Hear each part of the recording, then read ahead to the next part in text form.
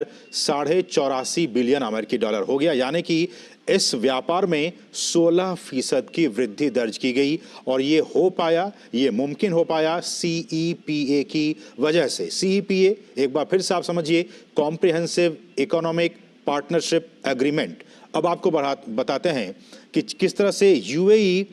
को भारत से हम क्या निर्यात कर पा रहे हैं इस सीईपीए के बाद से, उसमें कितनी वृद्धि हुई है। अगर सीईपीए के बाद से निर्यात की बात की जाए, एक्सपोर्ट की बात की जाए, तो भारतीय निर्यात अब 28 अरब अमेरिकी डॉलर से बढ़कर अब 31.3 अरब अमेरिकी डॉलर का हो गया है। यानी कि अगर इसको फीसद के संदर्भ में समझा जाए, जैसा कि विशाल वरिष्ठ ने समझा भी रहे थे, 11.5% यानी कि 11.8% की ये ईयर टू ईयर वृद्धि दर्ज की गई है। विशाल, बिल्कुल ठीक है आसिम आपने। और जब हम बात कर रहे हैं सीएपीए की, तो यह जानना जरूरी है कि ये जो वाइब्रेंट गुजरात ग्लोबल समिट है वो कितना इम्पोर्टेंट है और क्यों संयुक्त अरब अमीरात के जो राष्ट्रीय अध्यक्ष है उनकी मौजूदगी यहाँ पर इम्पोर्टेंट है, क्योंकि ये एक प्लेटफॉर्म प्रोवाइड करेगा और अगर मैं कहूँ कैटलिस्ट के तौर पर काम करेगा कि जो सीएपीए में एग्रीमेंट हुआ है उसमें और तेजी आए, क्योंकि 2025 यानी कि अगले साल तक हमें $100 बिलियन का टारगेट अचीव करना है। तो ऐसे मौके पर जबकि 30 से ज्यादा देश यहाँ पर पार्टिसिपेट कर रहे हैं, भारत ब्लू इकोनॉमी में बहुत ज्यादा जोर दे रहा है, ग्रीन हाइड्रोजन पे जोर दे रहा है, आर्टिफिशियल इंटेलिजेंस, स्टार्टअप्स, तो ये तमाम वो चीजें हैं जिनको लेकर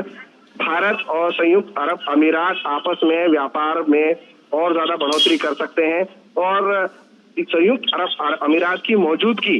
इसलिए भी इम्पोर्टेंट है क्योंकि एक मैसेज आएगा खास तौर से मध्य एशिया की तरफ कि भारत और संयुक्त अरब अमीरात कितने मजबूती से आगे बढ़ रहे हैं और भी देश जो मध्य एशिया से आते हैं उनको भी भारत में और दिलचस्पी होगी और दिलचस्पी बढ़ेगी। हसीन, बिल्कुल। और एक बार फिर से, जो कि विशाल आप ग्राउंड जीरो पे हैं, हम स्टूडियो में हैं, हमारे पास वो सारी सुविधाएं हैं कि हम अपने दर्शकों तक वो जानकारी पहुंचा सकें जिनका कि जानना उनके लिए बहुत ज़रूरी है। आप ही की बातों को आगे बढ़ाते हुए, सीईपीए की बात बार बार आएगी इसलिए कि ये जो एग्रीमेंट होते हैं वो बहुत ही महत्वपूर्ण होते हैं। और देखिए, इसमें सी का मतलब ये है कॉम्प्रिहेंसिव। आप एक कॉम्प्रिहेंसिव, बहुत ही विस्तारित, जिसमें कि सब कुछ समाहित होता है, उस तरह का एक इकोनॉमिक पार्टनरशिप एग्रीमेंट करते हैं। तो जैसा कि विशाल बता रहे थे कि आने वाले वर्षों में दोनों ही देशों की ये कोशिश है कि $100 बिलियन तक हम अपने आपसी व्यापार को पहुंचाएंगे। तो इसके पीछे की जो चीज़ें हैं वो आपको बता दें कि अगर सीईपीए लागू हुआ है, जैसा कि हम बता रहे हैं कि इसमें किस तरह से इसमें जो व्यापार है उसमें बढ़ोतरी हुई है, जो एक्सपोर्ट है उसमें बढ़ोतरी हुई है, और भारत का जो वैश्विक निर्यात है, ग्लोबल एक्सपोर्ट है, उसमें भी 5.5% से ज़्यादा की वृद्धि हुई है। अगर हम यूएई को छोड़ भी दें तब भी भारत का जो ग्लोबल एक्सपोर्ट है वो 4.8% की दर से लगातार बढ़ता जा रहा है। लेकिन हम सभी जानते हैं, और जब ये दोनों नेता मिलेंगे, आपसी बातचीत होगी, एमओयूज़ पे एग्रीमेंट होंगे, तब बहुत सारे ऐसे क्षेत्र होंगे जिस पर कि समझौते हो सकते हैं, जिस पर बातचीत हो सकती है। ऐसे वो कौन कौन से क्षेत्र हैं जिनमें कि हम, अगर खासकर भारत की बात करें, जिसमें कि हम निर्यात कर सकते हैं, तो वो ये है कि खनिज ईंधन, विद्युत मशीनरी, रत्न और आभूषण, ऑटोमोबाइल, हम चावल भी एक्सपोर्ट कर सकते हैं, अनाज भी हम एक्सपोर्ट कर सकते हैं, कॉफ़ी, चाय, मसाले, केमिकल प्रोडक्ट्स, ये हम एक्सपोर्ट कर सकते हैं। लेकिन भारत और यूएई के जो संबंध हैं वो 3 ईज़ पर, विशाल इस बात को आप ध्यान से समझिएगा कि 3 ईज़ पर कहते हैं कि आधारित है। एनर्जी, इकोनॉमी और एक्सपैट्रिएट, मतलब जो अप्रवासी भारतीय हमारे वहाँ रहते हैं। तो एनर्जी के सेक्टर में भी हमने देखा कि लगातार, चाहे वो ग्रीन एनर्जी की बात हो, हाइड्रोजन एनर्जी की बात हो, उस पर भी लगातार COP28 में भी बातचीत हुई थी। इकोनॉमी के लेकर हम बात कर ही रहे हैं, और अप्रवासी भारतीय जो 34% के 34% वहाँ की आबादी में वहाँ पे हैं, ये सारे 3E फैक्टर्स बहुत ही महत्वपूर्ण हैं, स्तंभ कहे जा सकते हैं भारत और यूएई के संबंधों के बीच। बिल्कुल ठीक है आसिम आपने। और ये जो तमाम चीजें हैं, मैन टू मैन कांटेक्ट बहुत इंपॉर्टेंट है। हमारे संयुक्त अरब अमीरात के साथ कितने रिश्ते अच्छे हैं, इसका एक छोटा सा उदाहरण मैं आपको देना चाहूंगा कि हाल ही में जो हमारा दिल्ली आईआईटी है उसने अबू धाबी में कैंपस खोला। और ये इसलिए इम्पोर्टेंट हो जाता है कि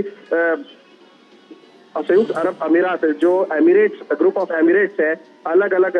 अमीरात है वहां पर, तो वो भारत के अंदर कितना इंटरेस्ट ले रहे हैं जब दिल्ली आईआईटी का कैंपस वहाँ पर खुला है, उससे पहले मैंने कुछ बच्चों से बात करी थी जो दिल्ली आईआईटी कैंपस में उनको इनवाइट किया गया था और उन्होंने आके पूरा कैंपस देखा और खास तौर से जो ड्रोन का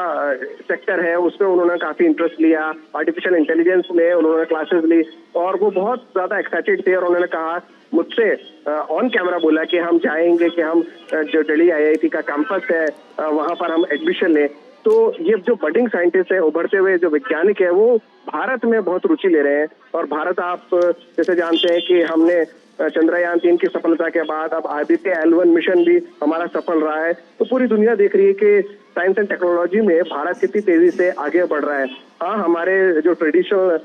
ट्रेड है वो जरूर रहेगा, जिसमें आपने बात करी खासतौर से मिनरल ऑयल की, खनिज तेल की आपने बात करी, जेम्स एंड ज्वेलरी की बात करी। अभी पिछले महीने जब मैं यहाँ पर आया था गुजरात के अंदर, तो सूरत में दुनिया का सबसे बड़ा बुर्ज जो कहते हैं जहाँ पर हीरो की ट्रेडिंग होती है, जिसे फ्रेंच में बुआ कहते हैं, वो उसका उद्घाटन प्रधानमंत्री ने किया और वो पेंटागन से भी बड़ा है, जो रक्षा हेडक्वार्टर है यूएस का, उससे भी बड़ा है और ये इंटीग्रेटेड टावर्स थे जहाँ पर एक ही जगह